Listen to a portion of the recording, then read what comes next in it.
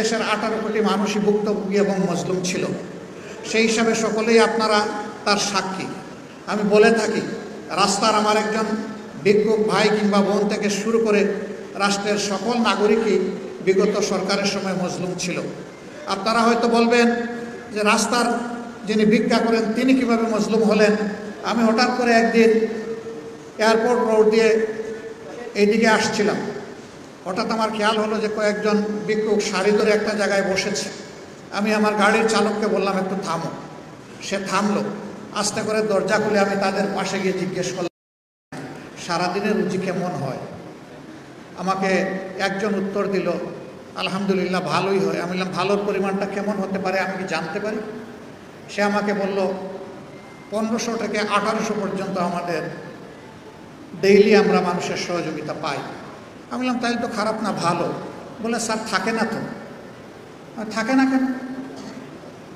উত্তর দিল, সকালবেলা বসার আগেই স্যার খাজনা দিয়ে এখানে বসতে হয়।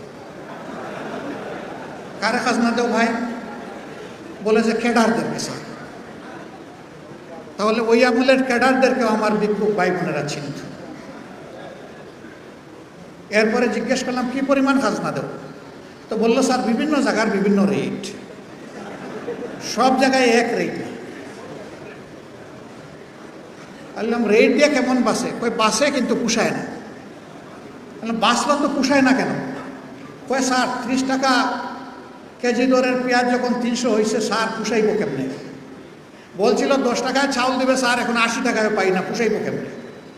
এখন আমি আর ভয় পাইলাম যে আর তালিকা কোনটা বাড়াবে আল্লাহ জানে। তা আমি একটু সামান্য হাতে তুলে দিয়ে বললাম যে ভাই তোমার জন্য অনেক দোয়া, কষ্ট নিও না, আমি একটু জিজ্ঞেস করে তোমার সময় নষ্ট করেছি, আসসালামু আলাইকুম বলে আমি গাড়িতে উঠে গেলাম। সম্মানিত ভাইয়েরা, বোঝা গেল যে রাস্তার ভিক্ষুক কীভাবে মজলুম ছিল। এইভাবে সেই সরকারের ঘনিষ্ঠ সহচর একসময় বলেছিলেন, ঘরে থাকলে কোন, বাইরে গেলে গুম। এবং তিনিও বলেছিলেন, এই সরকার কিভাবে ক্ষমতায় আসছে ভুলে গেলে চলবে না, জনগণের বুথে আসে নাই, অন্যভাবে আসছে। এখন আমরা শুনি কেউ কেউ বলেন যে আওয়ামী লীগ ছাড়াই নির্বাচন কি ক্রেডিবল হবে? আমি জিজ্ঞাসা করতে চাই, আওয়ামী লীগ নির্বাচন কখন চেয়েছে? 14 সালে 154 আসনে বিনা প্রতিদ্বন্দ্বিতায় পাস, অটো পাস, ট্রাইবেকারে গোল। 18 সালে ধৈর্য ধরতে পারে নাই, দিনের বেলা পর্যন্ত অপেক্ষা করতে পারে নাই, রাতেই খালাস। 24 সালে সবাইকে জেলের মধ্যে ঢুকাইয়া একদম ফিটফাট। এখন ক্যান্ডিডেট খুঁজে পায় না কন্টেস্ট করার জন্য, দামি ক্যান্ডিডেট, দামি পার্লামেন্ট, দামি মন্ত্রী পরিষদ, দামি প্রধানমন্ত্রী, সব কিছুই দামি। যারা নিজেরাই নির্বাচনে বিশ্বাস করে না, তাদেরকে আবার আপনি নির্বাচনে আনবেন কিভাবে? তারা তো নির্বাচন চাইলে তাদের আমলেই নির্বাচন দিতে পারত। তাদের তো জনগণের উপরে কোনো আস্থা নাই, এই জন্য নির্বাচন দিতে সাহস করে নাই। আর সাহস করবে কিভাবে? সমাজের কারে বাকি রাখছে, কার উপরে জুলুম করে নাই। 13 সালের ঘটনাগুলো আপনাদের সবার স্মরণ আছে। জামাতে ইসলামের কথা আমার ভাইয়েরা বলে গেছেন, আমি আর দ্বিতীয়বার বলতে যাচ্ছি না, আপনাদের ধৈর্যের বিচ্যুতি ঘটবে এই আশঙ্কায়। 13 সালের 5ই মে শাপলা চত্বরে হেফাজতে ইসলামের ডাকে এই দেশের লক্ষ লক্ষ মানুষ এসেছিল, শেখ হাসিনার গদি দখল করতে এসেছিল। তারা কয়েক দফা ন্যায্য দাবিতে এখানে এসেছিলেন। তাদের সাথে কি আচরণ করা হয়েছে এর রাজসাক্ষী তাদেরই মন্ত্রী ডক্টর আব্দুর রাজ্জাক।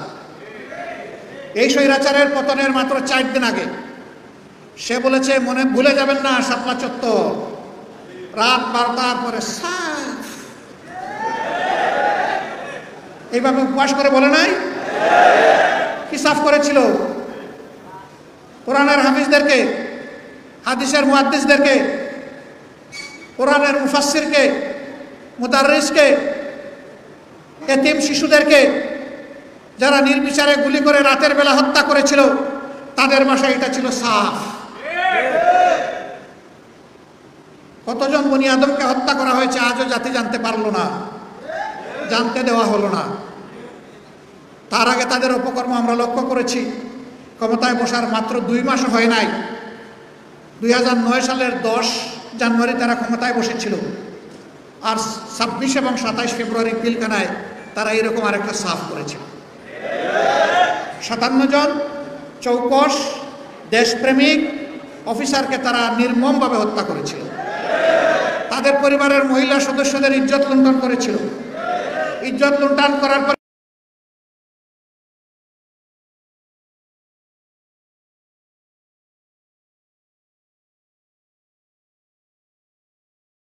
বাতি নিভিয়ে দেওয়া হয়েছিল।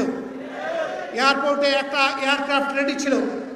এর জবাব এই জাতিকে পেতে হবে ইনশাআল্লাহ। সম্মানিত সুধীমণ্ডলী, কেন সেনাবাহিনীর উপরে এত রাগ কেন? কারণ আমাদের সেনাবাহিনী দেশপ্রেমিক। আমাদের সেনাবাহিনীর লড়ে যাওয়ার ঐতিহ্য আছে। দেশের ক্রান্তিকালে তারা ঝাঁপায়ে পড়ে, এবারকার বন্যায় আমরা তাদের সেই কর্মগুলো দেখেছি। এরকম একটা সেনাবাহিনী সবাই সহ্য করতে পারবে না। একটা প্রবাদ আছে, ভাত গরম হলে মেহমানের জন্য সুবিধা, কিন্তু বিড়ালের জন্য অসুবিধা। গরম ভাতে বিড়াল মন খারাপ করে।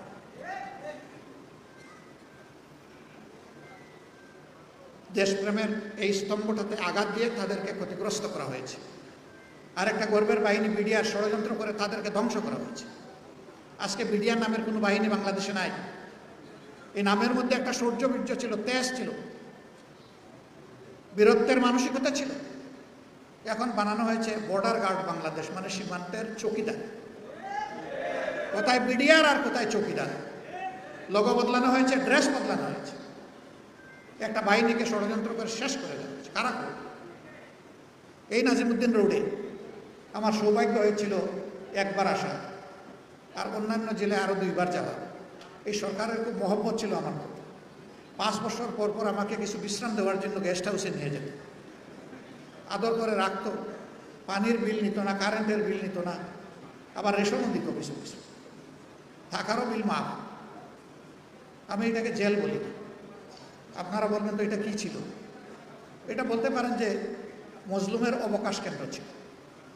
আচরণ যাই করুন, জেল আমি ওইটাকে বলি। শিবে আবু তালেবে মোহাম্মদুর রসুল্লাহ সাল্লাল্লাহু আলাইহি ওয়াসাল্লাম এবং তার বংশের 30 জনের অধিক মানুষ, শিশু থেকে বৃদ্ধ, যারা 3টি বছরের অধিক সময় বড় কষ্ট করেছিলেন। আরবের জালিমরা তাদের সাথে সমস্ত লাইফলাইন কেটে দিয়েছিল। পানি বন্ধ, খাবার বন্ধ, সব ধরনের ফলমূল বন্ধ, দেখা সাক্ষাৎ বন্ধ। অল্প দিনের মধ্যেই যার ওষুধ নিয়ে গিয়েছিলেন সব ফুরিয়ে গিয়েছিল। তারপরে গাছের পাতা, ঘাস এবং গাছের ছাল, এগুলা ছিল তাদের খাবার। এইটাও যখন পাওয়া গেল না, তখন মরা পশুর শুকনা হাড্ডি তাদেরকে চিবাতে হয়েছে। ওইটা ছিল জেল। যেই মুমিনদের সামনে ওই জেল আছে, এই মুমিনরা দুনিয়ার এই পাতলা জেলকে কোনো পাত্তাই দেয়। সম্মানিত ভাই বন্ধুগণ, কিন্তু দুঃখের বিষয়, আমি বলছিলাম যে হেফাজতের সেই ঘটনার পর অসংখ্য আলেমকে গ্রেফতার করা হয়েছে, মিথ্যা মামলা দেওয়া হয়েছে, উদ্দেশ্যমূলক হয়রানিমূলক মামলায় তাদের কাউকে কাউকে মৃত্যুর দিকে ঠেলে দেওয়া হয়েছে। আবার 22 সালে একই ঘটনা ঘটানো হলো, অসংখ্য আলেমকে জেলে নেওয়া। সৌভাগ্যক্রমে আমিও তাদের জেলের সাথী হয়ে গেলাম। বিভিন্ন সময় যখন আদালতে তাদেরকে হাজির করা হতো, তখন চোখের পানি ধরে রাখতে পারতাম না। বিজ্ঞ প্রাজ্ঞ বয়স্ক আলেমদের পায়ে বেড়ি, হাতে কড়া। একদিন আমি একজন এসকর্টের পুলিশকে ডেকে বলেছিলাম, ভাই এদিকে আসো, ওই যে ভদ্রলোকের পায়ে বেড়ি আর হাতে কড়া, ওইটা খুলে এনে একটু আমার পায়ে আর আমার হাতে লাগাই দেয়। কেন বলছেন? আমি বললাম যে ইনি কোরআন হাদিসের উস্তাদ, ইনি হাজার উস্তাদের উস্তাদ, হাজার সাগরিদের উস্তাদ, তালাবার উস্তাদ। ইনি ইমামুল হাইয়া উল মাইয়া। তাদের কথায় আমরা মিম্বর থেকে শুনি, চোখের পানি ফেলি। তাদের কথায় মানুষের দিলে আসর হয়। তাদের হাতে লাগিয়েছেন কড়া, পায়ে লাগিয়েছেন বেড়ি, এটা সহ্য হয় না। বললো আপনি চাইলে এটা পারবো না। আমি বললাম তাইলে আমি চোখ ফিরে নিলাম। এক জেল থেকে আরেক জেলে এইভাবে বেড়ি দিয়ে কড়া দিয়ে তাদেরকে টানাটানি করা হয়েছে। তাদেরকে নিকৃষ্ট আচরণ করা হয়েছে, তাদের কাউকে ডিভিশন দেওয়া হয়নি। অথচ এবিসিডি তাদের দলের চোর ডাকাত খুনি এদেরকে আমি ডিভিশন দিতে দেখেছি। উলামায়ে কেরামের প্রতি সামান্য ইজ্জত প্রদর্শন করা হয়নি। অথচ দুর্ভাগ্যের বিষয়, আমাদের কেউ একজন এরকম একটা মানুষকে কওমি জননী বানায় ফেললেন। এই লজ্জা আমরা রাখি কোথায়? ব্যক্তিগত মতলব হাসিলের জন্য সেই দিন নিঃসন্দেহে তুষামত করা হয়েছিল। আমরা উলামায়ে কেরামকে অভিনন্দন জানাই, শুকরিয়া জানাই, শ্রদ্ধা জানাই। ওই দিনকার ডাকে দেশের বিশিষ্ট উলামায়ে কেরাম হাজির হননি। বহু চেষ্টা করা হয়েছে তাদেরকে হাজির করা, না, তারা না বলে দিয়েছেন, সাফ তাও যা ইচ্ছা তাই করো, যাব না ওই সমাবেশে। দুই একজনকে বলতে হবে অস্ত্রের মুখে ধরে এনে হাজির করেছে। আর ওই রকম যারা কওমি জননী বানিয়েছিলেন তারা হয়তো তাদের শাগিরদেরকে নিয়ে এখানে এসেছে। আফসোস, আল্লাহর কুরআন, রসুলের কিতাবুল্লাহ, সুন্নতে রাসূলুল্লাহ লেখাপড়া করে মানুষ কিভাবে এইভাবে নিজের বিবেককে চাপা দিতে পারে? আল্লাহ ক্ষমা করুন। আল্লাহ আমাদেরকেও ক্ষমা করুন, এরকম কাজ যারা করেছেন তাদেরকেও ক্ষমা করুন। আমরাও আসুন আমাদের ভুল ত্রুটির জন্য আল্লাহর দরবারে তওবা করি, তাদেরও তওবা করা উচিত। সম্মানিত ভাইরা, একটা দুঃসময় জাতি পার করেছে। চাঁদাবাজদের জ্বালায় অতিষ্ঠ, দখলদারের জ্বালায় অতিষ্ঠ, মা বোনদের ইজ্জত নিয়ে তটস্থ, জীবন নিয়ে অতিষ্ঠ, তটস্থ। মানুষ আতঙ্কের মধ্যে দিন কাটত, মানুষের মুখের দিকে তাকানো যেত না, চুপি চুপি কথা বলতে ভয় পেত। একটা অদৃশ্য তালা টুটে ঝুলিয়ে দেওয়া হয়েছে, কথা বলতে পারবো না, অন্যায় করলে তার প্রতিবাদ করা যাবে না। জামাত ইসলামের উপরে তো রাগ কেন? রাগ হচ্ছে এই দলটাকে কেউ কখনো কিনতে পারেনি, খরিদ করতে পারেনি। এই দলটা অন্যায়ের সামনে কখনো মাথা নত করে। রাগের মূল জায়গায় এখানে। আমাদের লেজ কাটা গেছে, তো তোমাদের লেজ ঠিক থাকবে কেন? গোসাটা ওই জায়গায়। ওই যে শ্রীগাল যার লেজ পুড়েছিল, সে চিন্তা করলো আমার যখন পুড়েছিল এক জায়গায় বসে থাকবো না, সব করে দৌড়াদৌড়ি করে লাগাই দেবে। আলহামদুলিল্লাহ, আল্লাহ আমাদেরকে হেফাজত করেছে। আমাদের লোকেরা ফাঁসি বরণ করে নিয়েছে, কিন্তু মাথা না। আমাদের লোকেরা আয়না করে গিয়েছে, কিন্তু কারো কাছে গিয়ে ভিক্ষা চায়। আমাদের লোকেরা হাত পা হারিয়ে পঙ্গু হয়েছে, কারো সহানুভূতির কাঙ্গাল হয়নি আল্লাহ ছাড়া। আমরা এগুলা সৌভাগ্যের কারণ মনে করি। বলবেন জুলুমও কি সৌভাগ্যের কারণ হয়? অবশ্যই হয়, অবশ্যই। আল্লাহ তাআলা বলেছেন, মুমিনরা যখন সবর করে আল্লাহ তখন তাদের সাথে থাকে। ইয়া আইয়ুহাল্লাযীনা আমানু ইসতাঈনু বিস-সাবরি ওয়াস-সালাহ ইন্নাল্লাহা মা'আস-সাবিরিন। যখন তোমাদের উপর বিপদ আপদ, জুলুম, অত্যাচার আসবে, তোমরা আল্লাহর সাহায্য চাও সবর এবং সালাতের মাধ্যমে। তোমরা জেনে রাখো, নিশ্চয়ই আল্লাহ মুমিনদের সাথে আছে, সাবরিনদের সাথে আছে। যারা সবর করবে অবশ্যই আল্লাহকে তারা সাথে পাবে। সবর আমাদের শক্তি। এই সবরের উপরে আমরা ভর করেছিলাম, আল্লাহ তাআলার উপর তাওয়াক্কুল করেছিলাম। অনেকে বলতো যে এই দুঃশাসনের কি শেষ হবে? আল্লাহ তাআলার মেহেরবানি হয়েছিল, আল্লাহ তাআলা এবার আমাকে লাব্বাইক বলার সুযোগ দিয়েছিলেন। সেই পবিত্র কাবা করেও অনেকে ঠায় মাঝে মাঝে তাকিয়ে থাকতো। আমি বলতাম যে ভাই, আমার মধ্যে আপনি কাউকে খুঁজছেন? ওই জি। আমি বললাম, যারে খুঁজছেন এই ব্যক্তি। আসসালামু আলাইকুম। আমাদের কি কোনো পথ আছে এই জুলুম থেকে বের হওয়ার? কেন নয় ভাই, অবশ্যই আছে। আপনি যে জায়গাটায় এসেছেন, এই ঘরের মালিককে বলে যান, চোখের দুই ফোঁটা পানি ফেলে যান, আপনার নিজের জন্য, জাতির জন্য। ইনশাল্লাহ এই পানি বৃথা যাবে না। আমাকে লোকেরা জিজ্ঞেস করতো, কারে দিয়ে এটা আশা করা যায়? আমি বলতাম, কেন? আমাদের যুব সমাজ। বলে যে কোন যুব সমাজ? যেটা মোবাইল আর টিকটক নিয়ে পড়ে থাকে, সেই যুব সমাজ? আমি বললাম, হ্যাঁ, সেই যুব সমাজ। আল্লাহ চাইলে এই যুব সমাজও বিস্ফোরণ ঘটাতে পারে। কখনো জানি না এরকম একটা বিস্ফোরণ ঘটে যাবে। আমি এটা 11 থেকে 17 তারিখের কথা বলছি, জুলাই মাসে।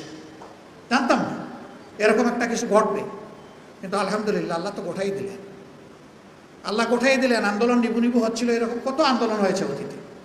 সেই আন্দোলন মুগর বাহিনী দিয়ে, হেলমেট বাহিনী দিয়ে, রাষ্ট্রের জনগণের কেনা পয়সায়, বুলেট এবং ব্যানর দিয়ে সেই আন্দোলনকে দফায় দফায় দমন করা হয়েছে। কিন্তু এবারকার আন্দোলন কাল হয়ে দেখা দিয়েছিল তাদের জন্য। পাপ বালিগ হয়েছিল, সীমা লঙ্ঘন হয়ে গিয়েছিল। আল্লাহ ধরেন জালিমদেরকে। কখন ধরেন? যখন তারা সীমা লঙ্ঘন করে, তখন আল্লাহ তাআলা ধরেন। আল্লাহর দৃষ্টিতে সীমা লঙ্ঘন হয়েছে বলেই আল্লাহ ধরেছেন। একজন বড় দায়িত্বশীল নেতা একদিন আমাকে বললেন যে আল্লাহ তাআলা কি মজলুমের ডাক শুনেন না? আমি বললাম, কেন শুনবেন না? বলে যে কই, আমি না হয় একজন গুনাহগার সাধারণ মানুষ, কিন্তু 2-3 জনের নাম বললেন যে আমি তো ওনাদেরকে দরবেশ মনে করি। আমার চোখের পানি আল্লাহ হয়তো শুনলেন না, ওনাদের চোখের পানি আল্লাহ দেখেন না? অবশ্যই দেখেন। আমি তাকে বলেছিলাম যে আপনার ক্যালেন্ডার আর আল্লাহর ক্যালেন্ডার এক নয়। আল্লাহর একদিন আমাদের 50,000 বছরের সমান। সুতরাং আল্লাহ তাআলা আমাদের ক্যালেন্ডারে চলে না, আল্লাহ চলে নিজের ক্যালেন্ডারে। মানুষ বহু পরিকল্পনা করে, সব পরিকল্পনা বাস্তবায়ন হয় না, কিন্তু আল্লাহ যা পরিকল্পনা করেন তার সব কিছু বাস্তবায়ন হয়, কোনো কিছু ব্যর্থ হয় না। আলহামদুলিল্লাহ, আল্লাহর পরিকল্পনাই বাস্তবায়িত হলো। আমরা বসে আছি সেনাপ্রধানের অফিসে, আলাপ করা হচ্ছে যে প্রধানমন্ত্রী কিভাবে পদত্যাগ করবেন, প্রেসিডেন্টের কাছে জমা দিবেন। আমরা তো চিন্তা করি নাই যে তিনি বলেছিলেন যে না অমুক নাম, নিজের নাম ধরে বলেছিলেন অমুক পালায় না। তিনি কি বলেন নাই? তো উনি পালিয়ে যাবেন এটা তো আমাদের বিশ্বাস করার কথা না। আমরা আলাপ আলোচনা করছি, হঠাৎ করেই আমাদের এক সহকর্মী কোনো এক দলের, তিনি ঢুকে বললেন কেল্লা ফতে। কেল্লা ফতে কি? টেলিভিশন তো ভাসতেছে এখন বঙ্গভবন আর প্রধানমন্ত্রীর কার্যালয়। কি হয়েছে সেখানে? লাখ লাখ মানুষ ঢুকে গেছে। কি বলেন আপনি? আমরা আলোচনা করছি সেনাপ্রধানের সাথে, উনি জানেন না তাহলে? তো উনি তখন একটু বলছেন আমাকে এটা একটু চেক করতে হবে। আমরা বললাম হ্যাঁ আপনি চেক করেন। চেক করে এসে বললেন যে ঘটনা সত্য। তখন আমাদের আলোচনার অর্ধেক শেষ। আমরা বললাম এটার আর দরকার নেই, এটা ফিনিশ, এখন পরবর্তী আলোচনায় যান। তো পরবর্তী আলোচনা হয়ে ওনাকে পরামর্শ দেওয়া হলো সবার পক্ষ থেকে। তো উনি যাবেন বঙ্গভবনে আমাদের মেসেজ নিয়ে প্রেসিডেন্টের কাছে, এই কাজ 1, 2, 3, 4, 5টা কাজ করতে হবে। কিছুক্ষণ পরে ঘুরে এসে বললেন আপনারা কি কামানের গুলার মুখে আমাকে একা ছেড়ে দিবেন? বললাম গুলা তো সব আপনার হাতে, তো আমরা আপনাকে ছাড়বো কীভাবে? সব সৈনিক তো আপনার হাতে। কই যে সারা দেশ এখন কামান হাতে নিয়ে বসে আছে, 18 কোটি মানুষের হাতে এখন কামান। আপনারা আমাকে সাহায্য করেন, আপনারা বঙ্গভবনে চলেন। আমরা একটু বিব্রত হলাম যে সেনাপ্রধানের অনুরোধে বা দাওয়াতে তো বঙ্গভবনে আমরা যেতে পারি না। বঙ্গভবনে যিনি আছেন এই দাওয়াতটা তো তিনি দিবেন, কিন্তু আমরা ঘটনার বাস্তবতাকে সামনে নিয়ে, ইমার্জেন্সিকে সামনে নিয়ে পরে আমরা আমাদের চিন্তা পরিবর্তন করলাম যে ঠিক আছে চলেন যাই। এরপরের দৃশ্য সব আপনারা জানেন আলহামদুলিল্লাহ। এইভাবে আমাদের দেশ থেকে স্বৈর শাসন নিমিষের তরে বাতাসে উড়ে যাবে, এটা কি কেউ চিন্তা করেছিল? দুনিয়ার কোনো রাষ্ট্রবিজ্ঞানী, এদেশের কোনো রাজনীতিবিদ কেউ চিন্তা করেন। এমনকি যারা আন্দোলন করেছে আমরা তাদের সাথেও ছিলাম, তারাও এটা চিন্তা করে কোনো কোনো পর্যায়ে তারাও চিন্তায় পড়ে গেছে এই আন্দোলন সফল হবে তো, এরকম পর্যায়ে পড়ে গেছে। কিন্তু আল্লাহ তাআলা তার ফয়সালা করে রেখেছেন যে মানুষকে জিম্মি দশা থেকে মুক্তি দিবেন। আলহামদুলিল্লাহ দেশ মুক্ত হয়েছে। এখন আমরা আগামীতে কীভাবে চলবো সেই নিয়ে দুটি কথা আমরা পরিষ্কার বলেছি ওই দিন থেকে, যে বাংলাদেশে আর আমরা বিভাজনের রাজনীতি চাই না। কেউ আমাদের জাতির ঐক্যকে টুকরা টুকরা করুক, এটা আমরা মানব না। আমরা চাই আমাদের জাতীয় স্বার্থে ঐক্যবদ্ধ থাকব। দল মত ধর্ম ভিন্ন থাকবে, কিন্তু জাতীয় স্বার্থের ব্যাপারে আমরা সবাই আপোষহীন। এই জায়গায় আমরা কারোর সাথে আপোষ করব না। এর উদাহরণ দুনিয়ায় ভুরি ভুরি আছে। ইনশাআল্লাহ আমরাও পারবো। ইনশাআল্লাহ আমরা বলেছি এই দেশে আমরা মেজরিটি মাইনরিটি একেবারেই মানি না। এটা বলে কিছু মানুষের উপর স্নায়ুর চাপ প্রয়োগ করা হয়। আমার মসজিদ যদি পাহারা দেওয়ার প্রয়োজন না হয়, আরেকজনের মন্দির মঠ পাহারা দেওয়ার প্রশ্ন আসবে কেন? আমরা এমন একটি দেশ চাই যে কোনো প্রতিষ্ঠানই কারো পাহারা দেওয়ার প্রয়োজন হবে না, মানুষের বিবেক এটাকে পাহারা দেবে। প্রত্যেকটি ধর্মের মানুষ তার ধর্মকর্ম সে অত্যন্ত স্বস্তির সাথে পালন করবে। ইসলাম কারো উপর জোর জবরদস্তি একেবারেই অনুমোদন দেয় না। লা ইকরাহা ফিদ্দিন, দিনে কোনো বাড়াবাড়ির চাপাচাপি চলবে না। স্পষ্ট মুবিন, কোরআনের সমস্ত আয়াত একদম স্পষ্ট। এর চাইতে মানবতার জন্য কল্যাণ করার কিছুই হতে পারে না। তবে আমরা ফিল করলাম যে সব সমাজেই কিছু চালাক দুষ্ট মতলববাজ থাকে।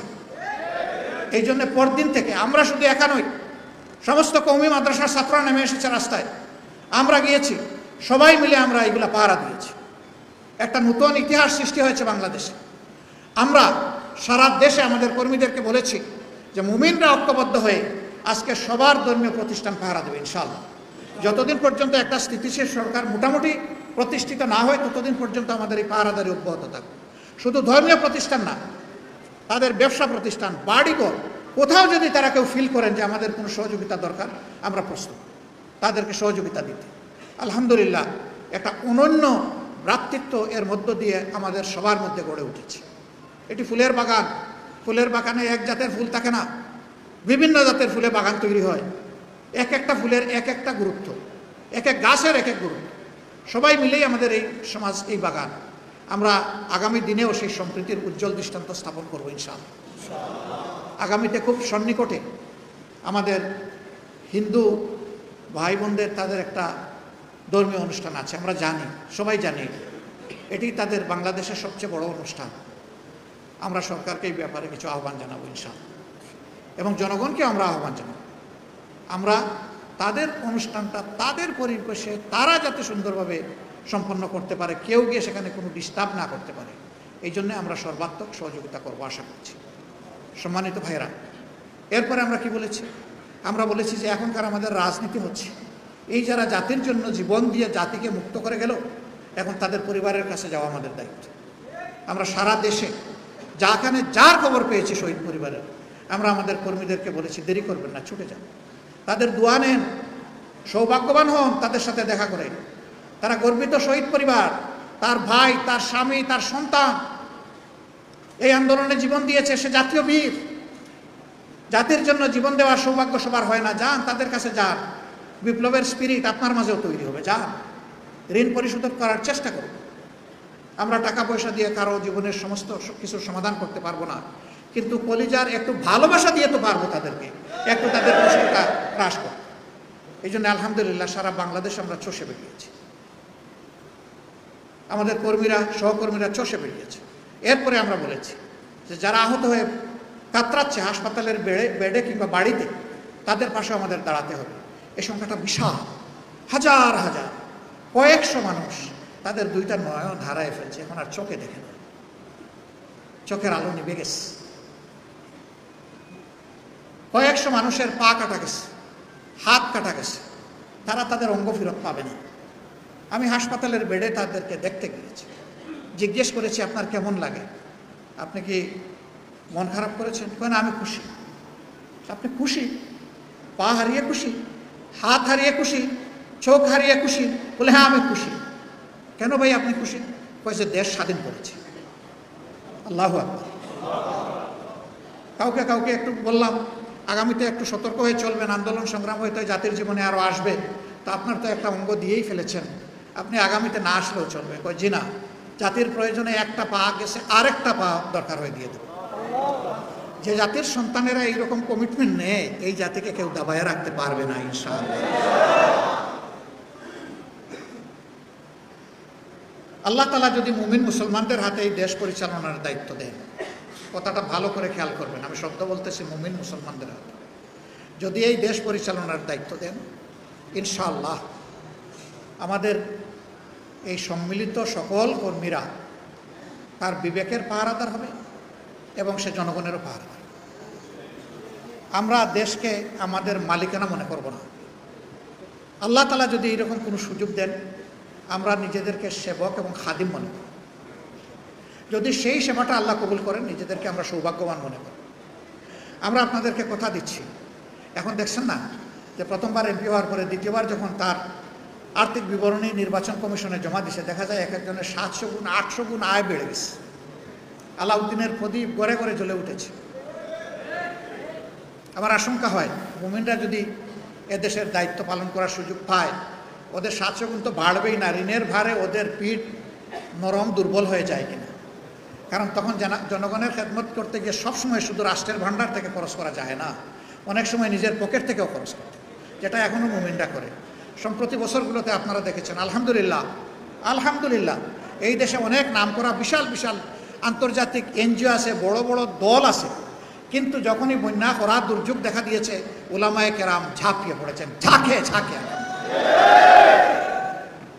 তারা বাংলাদেশের নতুন ইতিহাস সৃষ্টি করেছেন, তারা জাতির মধ্যে আশা জাগিয়ে তুলেছেন যে উলামায়ে কেরামই সত্যিকার অর্থে দেশের মানুষকে ভালোবাসে। সম্মানিত ভাইরা, যাদের হাতে ইমানের নূর আছে, যাদের হাতে আল্লাহর কিতাব আছে, যাদের হাতে রাসূলুল্লাহ সাল্লাল্লাহু আলাইহি সাল্লামের সুন্নাহ আছে, তাদের এর চাইতে দুনিয়ার বড় কোনো সম্পদের প্রয়োজন নেই। এখন শুধু আল্লাহ তাআলা আমাদের সঙ্গী থাকলেই হয়ে যায়। আলহামদুলিল্লাহ, আমরা বিশ্বাস করি এই জাতির একমাত্র প্রকৃত বন্ধু এবং সঙ্গী হচ্ছেন আল্লাহ রাব্বুল আলামিন। আমরা আপনাদের সহযোগিতা চাই। আমরা চাই না আবার সমাজে চাঁদাবাজি হোক, আবার দখলদারি হোক, আবার লুটতরাজ হোক, আবার ঘুষের রমরমা বাণিজ্য পড়ে উঠুক, আবার 500, 700, 2000 গুণ আয় কারো কারো বেড়ে যাক, আবার ব্যাংক ডাকাতি হোক, আবার ব্যবসায়ীরা বঞ্চিত হোক, এগাটে ওগাটে দৌড়াদৌড়ি করুক, এটা আমরা চাই না। ব্যবসার প্রয়োজনে সৎ ব্যবসায়ীরা ব্যাংক থেকে সহযোগিতা পাবে, পুঁজি পাবে, অসৎ দুর্বৃত্তরা ব্যাংকের কাছেও যেতে পারবে না। অবশ্যই নিশ্চিত করবে যদি ইমানদারদের সরকার গঠিত হয়, ইনশাআল্লাহ। কারণ তারা আল্লাহকে ভয় করবে। আল্লাহকে ভয় করার কারণেই জনগণের সম্পদের আমানতের পাহারাদারি করবে, চৌকিদারগিরি করবে, এটার মালিক সাজার চেষ্টা করবে না, ওদিকে কালো হাত পড়বে না তাদের। এখন তো ভাগাভাগি করে সব শেষ করে দিয়েছে, ব্যাংকগুলা ফুকলা, আর্থিক প্রতিষ্ঠান ধ্বংস, ব্যবসা বাণিজ্য এখন শূন্যের কোটায় চলে আসতেছে, মাঝখানে রিমিটেন্সও বন্ধ হয়ে গিয়েছিল। এই সব কিছু আলহামদুলিল্লাহ আমরা আশা করছি যে এখন একটা স্বাভাবিক অবস্থায় ফিরে আসবে।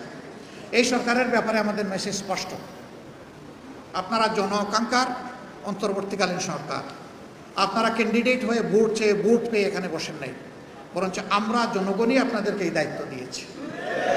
সুতরাং 24-এর বিপ্লবের চেতনাকে সম্মান করেই আপনাদেরকে আপনাদের দায়িত্ব পালন করতে হবে।